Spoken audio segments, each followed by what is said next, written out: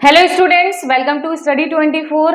तो भाई बात कर लेते हैं हम लोग अपने। बहुत ज़्यादा बार आप लोग क्वेश्चंस पूछ रहे हैं, बहुत सारे कॉल्स और मैसेजेस भी आ रहे हैं कि भाई डॉक्यूमेंट्स आपके कौन से लगेंगे एसएससी एमटीएस में, डीवी में, कौन कौन से आपके डॉक्यूमेंट्स जो हैं वो होने चाहिए। और सबसे ज़्यादा मोस्ट इंपॉर्टेंट क्वेश्चन की कैटेगरी जो सर्टिफिकेट है आपका, ये ओबीसी और ईडब्ल्यूएस कौन कौन सी आपकी डेट्स के होने चाहिए, क्रूशियल डेट क्या है आपकी। तो इन सारे टॉपिक्स पर हम लोग डिस्कस करेंगे, क्या क्या डॉक्यूमेंट्स आपको नीडेड हैं जब आप डीवी देने जाएंगे अपना। तो पूरी वीडियो को एंड तक जरूर देखिएगा, बहुत ही यूजफुल वीडियो आपके लिए होने वाली है। तो वीडियो को लाइक और शेयर भी जरूर करिएगा और चैनल को जरूर सब्सक्राइब करिएगा लेटेस्ट अपडेट्स के लिए।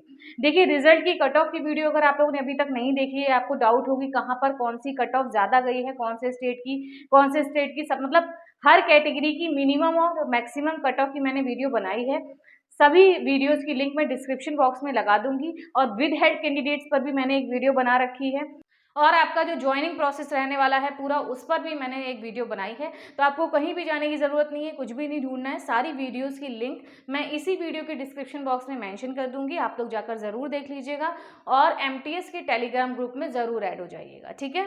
तो चलिए देखते हैं भाई कौन कौन से डॉक्यूमेंट्स की नीड है आपको एमटीएस के डीवी में, हवलदार के डीवी में। देखिए, सबसे पहले तो आपका एडमिट कार्ड होना चाहिए। जो आपका एडमिट कार्ड आएगा वो आपके पास होना चाहिए, नंबर 1 पॉइंट, ठीक है। फिर आपका होना चाहिए 10th की मार्कशीट, ठीक है। 10th की मार्कशीट, क्योंकि आपको पता है भाई ये 10th लेवल का आपका एग्जाम है, तो आपको 10th की मार्कशीट तो मैंडेटरी है, आपको लेकर ही जानी है। और उसके साथ जो सर्टिफिकेट होता है ना, जो प्रमाण पत्र बोलते हैं, देखिए कुछ मार्कशीट्स में क्या होता है, जैसे सीबीएसई हो गए, उनमें क्या होता है अलग से नहीं मिलता है प्रमाण पत्र, आपका सर्टिफिकेट वो मार्कशीट में ही होता है। और आजकल यूपी बोर्ड में भी ऐसा है, मार्कशीट में ही हो रहा है। लेकिन अगर आपका अलग अलग हो तो दोनों को ही साथ में आपको लेकर जाना है, 10th की मार्कशीट और सर्टिफिकेट, ठीक है। देखिए, आप अपनी जो हायर क्वालिफिकेशन है उसका भी सर्टिफिकेट ज़रूर लेकर जाएं, मतलब उसकी मार्कशीट भी ज़रूर लेके जाएं। जैसे आप अगर ग्रेजुएशन है तो ग्रेजुएशन को भी ले जाइए, ठीक है, ग्रेजुएशन को भी ले जाइए और उसका जो सर्टिफिकेट हो या डिग्री हो उसको भी ज़रूर लेकर जाइए। कोई दिक्कत ऐसा नहीं है, अगर आप साथ में लेके जाते हैं, वहाँ पर आप लगाने को अगर आपको ऑप्शन आएगा वहाँ पर, तो आप लगा सकते हैं अपनी हायर क्वालिफिकेशन। अगर वो जो जो चीज़ें मांगेंगे वो आपको लगानी होंगी। लेकिन अगर आपके पास है 12th की मार्कशीट भी आप लेके जाइए, ग्रेजुएशन की भी लेके जाइए, हायर क्वालिफिकेशन की मार्कशीट भी लेकर बिल्कुल जाइएगा, ठीक है। तो उससे सही रहेगा आपके लिए। अगर बाई चांस आप उसमें लगाएंगे तो आपको पता है एमटीएस के आगे भी और बहुत सारी पोस्ट आपकी होती हैं जिसमें बढ़िया से आपका ग्रेजुएशन मांगा जाएगा, और भी पोस्ट हैं आपकी जिनमें ग्रेजुएशन मांगा जाता है। तो आपकी क्वालिफिकेशन वहाँ पर पता लगेगी कि भाई कितना ये बच्चा है, कैसे क्या है। तो अगर वहाँ पर मांगा जाता है तो बिल्कुल आप लगा लीजिएगा, नहीं तो वापस ले आइएगा। लेकिन आप लेकर जा सकते हैं 12th और ग्रेजुएशन की भी। मैंडेटरी आपकी क्या है, 10th, जो आपका जिस पर आपकी पोस्ट है एमटीएस जिसमें आपका 10th मांगा गया है, ठीक है। सबका सर्टिफिकेट भी आपको लेकर जाना है। नेक्स्ट पॉइंट आपका हो गया आईडी प्रूफ। आईडी प्रूफ में क्या, आपका आधार कार्ड हो गया, डीएल हो गया, ड्राइविंग लाइसेंस, वो पैन कार्ड वगैरह जो भी है आपका, वो आप लेकर जा सकते हैं, ठीक है। आईडी प्रूफ आपको ज़रूर लेकर जाना है।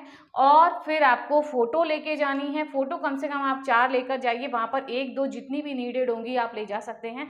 4 से 5 फ़ोटो लेके जाइए, कोई दिक्कत नहीं है, बच के आ जाएंगी, लेकिन कम नहीं होनी चाहिए कोई चीज़। यहाँ पर भी अगर नहीं लगता है कोई दिक्कत नहीं है, लेकिन अगर उन्होंने मांगा तो आप लगा सकते हैं, या एक्स्ट्रा उन्होंने कहा आपकी जो भी हायर क्वालिफिकेशन है आप लगा सकते हैं तो लगा दीजिएगा, नहीं तो आप वापस ले आइए, उसमें कोई दिक्कत नहीं, लेकिन होना चाहिए आपके पास, ठीक है, लेकर जाइए। यहाँ पर फोटोज हो गए, आईडी प्रूफ आपका हो गया। नेक्स्ट है आपका कैटेगरी सर्टिफिकेट, मोस्ट इंपॉर्टेंट, जो बच्चे बहुत ज़्यादा कमेंट कर रहे हैं कि भाई एससी एसटी ओबीसी ईडब्ल्यूएस कौन सी डेट का होना चाहिए। सबसे पहले तो हम लोग क्रूशियल डेट की बात कर लेते हैं। देखिए, क्रूशियल डेट आपकी क्या होती है।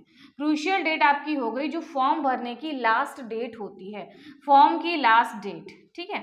फॉर्म की जो आपकी हो गई लास्ट डेट, मतलब जो फॉर्म भरने की मतलब लास्ट डेट आपकी क्या थी, शायद 24 थी, आई थिंक, आप लोग देख लीजिएगा। जो भी आपकी लास्ट डेट है वहां तक का आपका वो क्रूशियल डेट होती है, ठीक है।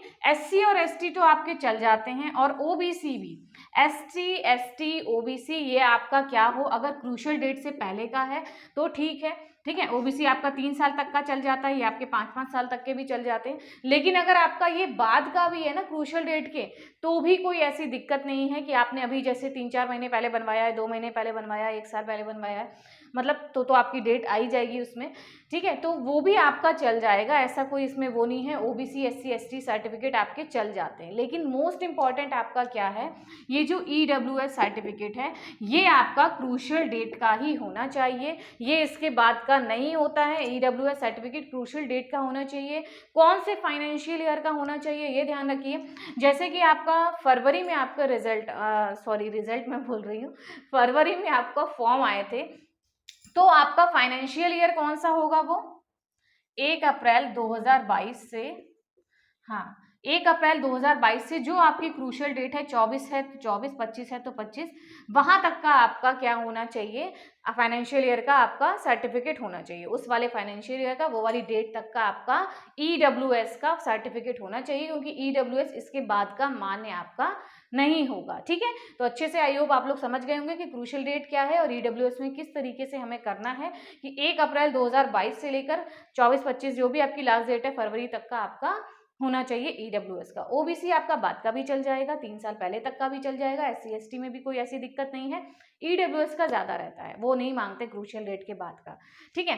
नेक्स्ट आपकी बात हो गई भाई ESM। आई होप आप लोग ये वाला पॉइंट समझ गए होंगे, और अगर तभी भी कोई दिक्कत है तो आप कॉमेंट कर सकते हैं, नंबर मैंने प्रोवाइड करवा रखा है, उस पर कॉल या मैसेज कर सकते हैं, ग्रुप में भी डाल सकते हैं, MTS का टेलीग्राम ग्रुप है, ठीक है। तो ESM की बात कर लें, जो हमारे एक्स सर्विस मैन है तो उनका डिस्चार्ज जो मेमो होता है, डिस्चार्ज सर्टिफिकेट होता है, तो वो उनको लगाना ज़रूरी है। NOC की भी नीड है, नो ऑब्जेक्शन सर्टिफिकेट वो भी आपका लगेगा। तो ये दोनों आपके पास होने चाहिए ESM कैटेगरी के लिए, ठीक है। और एफिडेविट जो मैंने यहाँ पर लिखा है, जैसे कि आपका किसी के नेम में मिस्टेक हो गई, ठीक है, या फादर के नेम में हो गई, मदर के नेम में हो गई, या एड्रेस वगैरह में कोई मिस्टेक हो गई, तो इन सब का क्या होगा, आपका एक एफिडेविट आप लगवाएंगे। नॉर्मल लॉयर के पास आप जाइए, वो बता देंगे किस तरीके से बनेगा एफिडेविट, कौन से फॉर्मेट में आपका बनेगा, जो भी पैसे वो लेंगे थोड़े बहुत, ठीक है। तो वो आप एफिडेविट बनवा लीजिए कि भाई सर मेरा 10th की मार्कशीट में ये है, या फॉर्म में ऐसा आ गया है, या जो भी आपकी कोई भी मिस्टेक हो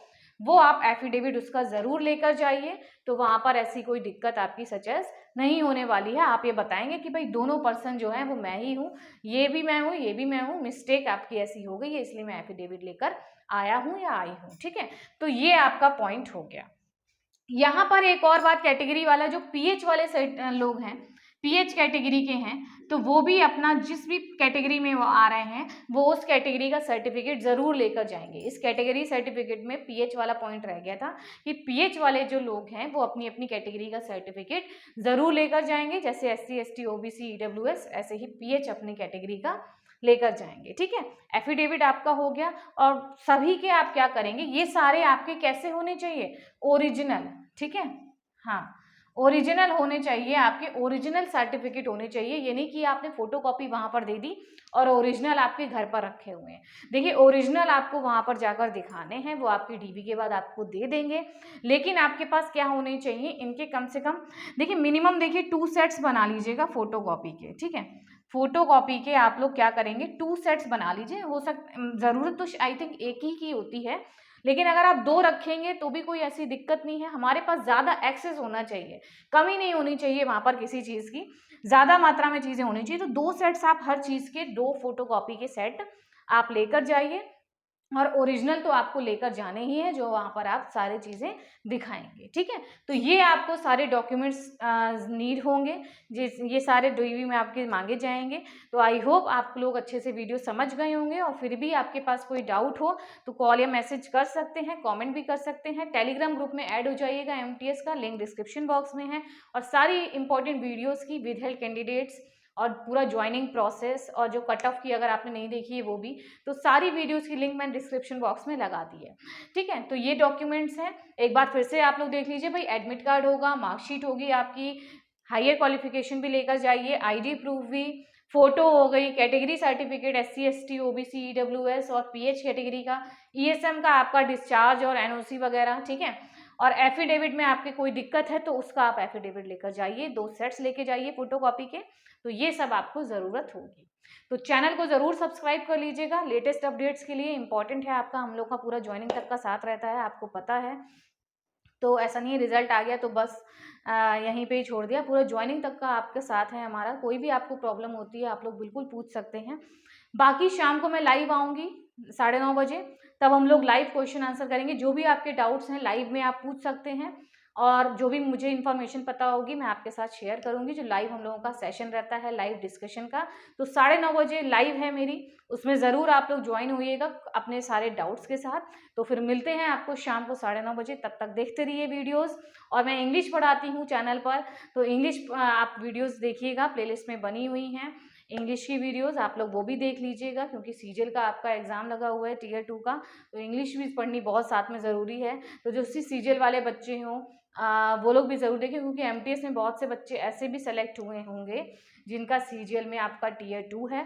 तो बिल्कुल भी आप लोग इंग्लिश की वीडियोस देख लीजिएगा, प्लेलिस्ट बनी हुई है। तो फिर मिलते हैं शाम को लाइव में 9:30 बजे, तब तक देखते रहिए वीडियोस, लाइक शेयर करिए, चैनल को सब्सक्राइब करिए। Thank you.